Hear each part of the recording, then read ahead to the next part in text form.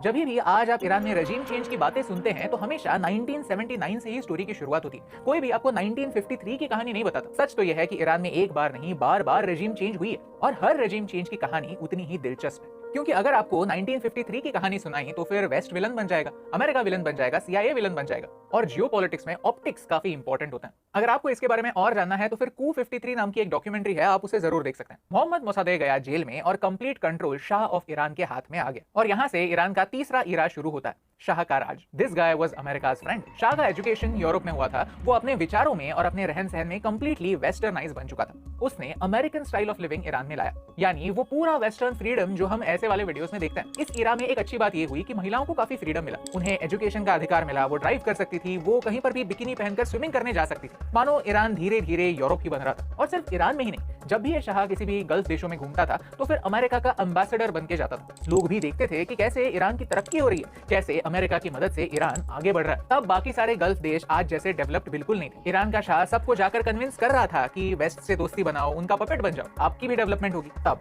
Saudi के king Faizal ने शाह को एक वार्निंग दी थी जो काफी इंपॉर्टेंट है। Listen to this. I appreciate your advice but you are not the shah of France, you are not in Elysee, you are in Iran.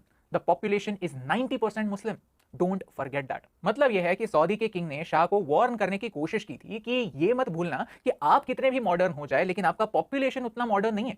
आपके in modern ख्यालों को आपका पॉपुलेशन एक्सेप्ट नहीं करने वाला। शाह से यही मिस्टेक हुई कि शाह ने बहुत ज्यादा मॉडर्नाइजेशन बहुत फास्ट लाने की कोशिश की। अभी हो सकता है कि शाह के इंटेंशंस अच्छे थे लेकिन शाह ग्राउंड रियलिटी को नहीं समझता था। शाह के समय भी बहुत ज्यादा करप्शन था। शाह की अपनी एक खुद की पुलिस हुआ करती थी जो सारे डिसेंटर्स को सप्रेस करती थी और समाज में शाह के अगेंस्ट नेगेटिव फीलिंग्स पैदा हो रही थी। आपको क्या लगता है कि शाह का ईरान को मॉडर्नाइज करने का अप्रोच सही था या नहीं? चलिए कमेंट्स में डिस्कस करते हैं।